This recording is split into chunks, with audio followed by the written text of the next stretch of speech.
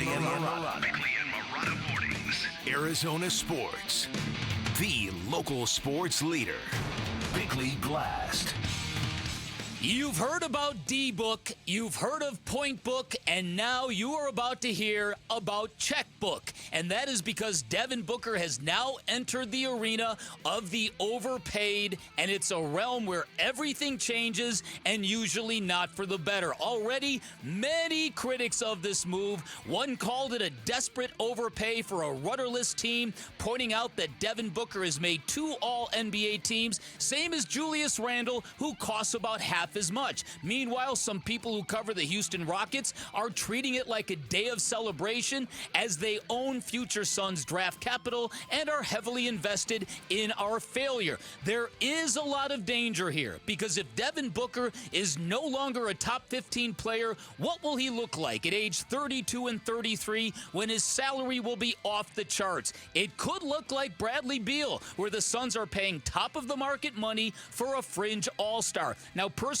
as I've said repeatedly, I am okay with the move because like everybody else in the Valley, I am deeply invested in Booker's career and I want to see him at the forefront of this organization. I want to see him put this team on his back and I want him to defy all the experts and the critics and lift the Suns out of darkness. But clearly, this will be the biggest challenge of Booker's career because of his age, because of the Suns' sinking reputation, and because money changes everything. All right, today's Bickley Blast brought to you by my great friends at Chapman BMW who make luxury attainable. Find them online at chapmanbmw.com. All right, second half of the show begins with more discussion about Devin Booker and the Phoenix Suns and what has been a polarizing decision to give him a max deal, $145 million over 2 seasons at the back end of his contract. We are going to take your phone calls next segment on this, but this is it's a big-time move for the Phoenix Suns. It absolutely is one, Dan, and in a situation where the money and the figure that we're talking about, I think a point of differentiation that the NBA has not been able to figure out, especially in the last 5 years. You'll remember there were these new max monies, these super maxes, whatever you want to phrase them as exactly. They were put in place to help teams retain their talent, essentially. Then they added the first and second apron. That made it a lot harder to do that. So like kind of some divisive stuff there from the league, to say the least. But with that being said, what those maxes have done, however, is put teams in very perilous positions when their guy is not Nikola Jokic, when their guy is not Giannis Antetokounmpo, when he is not Shai Gilgeous-Alexander, when he is a top 10 player in the league, maybe more like a top 15 player, however you want to put Devin Booker in. But if you're lower on Devin Booker than Dan and I are, and you're saying he might be a top 25 player in the league, then you see this as a massive overpay. The problem is, you know how many teams don't have someone as good as Devin Booker right now?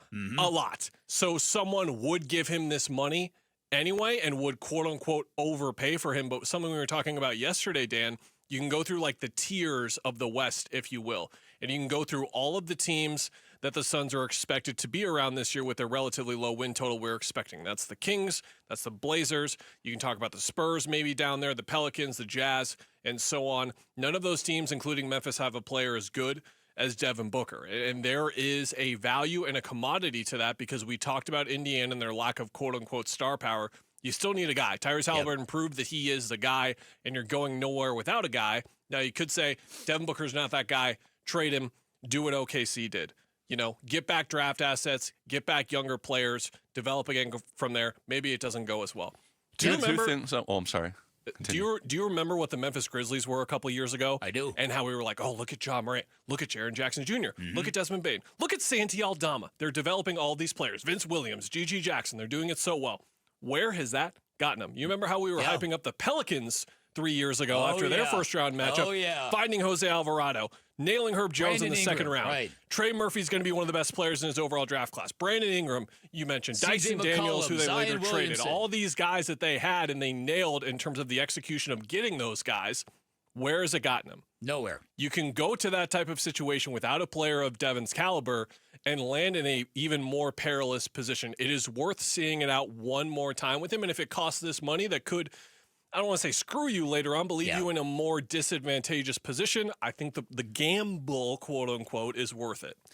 I'm very cognizant of the opposing viewpoint that this is the time to trade Devin Booker, and logically you can make a real strong case that it is.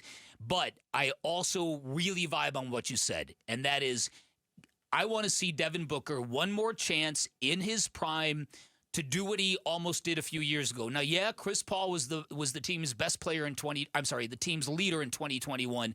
Devin Booker was their best player. I also believe that there's a reflective character or quality to Devin Booker, a chameleon-like character where he kind of adapts to his environment. And I think we saw it with Chris Paul.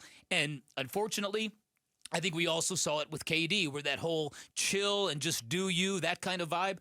I mean, I don't think I've ever been more shocked than when I heard Devin Booker use the "we chillin" line in the locker room after a devastating loss. And to me, that isn't Devin Booker. And I think that now that the decks have been cleared, if you will, and now it's just Devin Booker, and it's Devin Booker with all this money and this financial reward he was just given, I'm going to bet on him being accountable to the team, to the moment, to everything, and showing a way and getting back to being that guy who is a fringe MVP candidate. You did a really good thing earlier today when you talked about what the Suns might look like offensively to bring out a greater version of Devin Booker. Why don't you repeat that if you don't mind? Sure. It's a style of play that Book has wanted to play, and you've probably got to honestly go back to Jeff Hornacek in his first year in the league when someone played with the level of pace that Book wants. He is an extremely intelligent guy and in many facets, but most notably basketball, his profession, of course, and he understands better than just about anyone listening or everyone listening, I'll phrase it as, the direction the NBA was headed in a couple years ago, the direction that it's landed in now. This is not just like the three-point generation of chucking threes. It's how do you get those threes? How do you get more advantageous positions in a game that is becoming more and more about the math more than ever? You got to get to the rim. You got to get quality shots. You got to wear your team down over time, because the best thing about the best team that he was on, the defining game for me when they made the finals was when the Philadelphia 76ers were here, and I want to say January or February of that season. And for 3 quarters, they played extremely high level, like conference finals quality basketball, and the 76ers just ran out of gas in the fourth quarter. It was the start of the fourth quarter where it was clear like they were demoralized. That's the style of play that he wants, and he wants to run up and down the floor. They have the athletes now in place that they did in the last couple of years. They have a coach with this philosophy, and again, we're skeptical of this because we're in a position where we didn't see a recognizable style of play back-to-back years. But to your point on leadership, Dan, the direct line that I'm going to read from my story on ArizonaSports.com right now, he had Tyson Chandler and P.J. Tucker teaching him the ropes. He had Chris Paul and Jay Crowder showing him the ropes. Kevin Durant used those ropes to lead by example, I guess. There's no one else now. This is him. This is him. For the first time in his career, it is all on him. Even if Chris Paul comes back and signs, this is a Devin Booker production now, 100%, and I'm fascinated to see what that looks like, even with the roster shortcomings that come with it. Is this Supermax? I just want to make 2 quick points. Is the Supermax because they totally 100% completely believe in Devin Booker, or because Matt Ishbia is completely against a complete and total rebuild? That's why he doesn't want to trade him, because he wants to have at least one superstar with the team. And the other thing is the parallel between this and the quarterbacks in the NFL, that you were mentioning, Kellen. There's only so many people that are Joe Burrow or Patrick Mahomes, but if you have your quarterback and he's good, maybe not great, you still have to pay him, unfortunately, in the current thing. Sorry, I got really distracted by that Amanda needs a mobile point. She is bawling right now. Oh, my goodness. Pushing Sabalenka to the edge. I think there's a lot of all of that. I think Matt Ishbia is fundamentally right that if you're going to win anything in the NBA, you have to have at least one star. The idea of having 3 is kind of no longer the way in the NBA, but you got to have one. And I'm vibing most on what Kellen just laid out there. I don't think the last 2 years were an indication that Devin Booker is in a state of serious regression and sliding down the mountain of being in his prime. I don't feel that way. I think it was more circumstantial. The word that you used earlier, ecosystem. It was bad. And I just hope we get to see him in a position where he can prove it this year, because I'm sure he is coming back with a chip on his shoulder, much like the ways he did the last couple of years, and he wasn't able to show how big that chip was. I hope he's in a position to show it this year.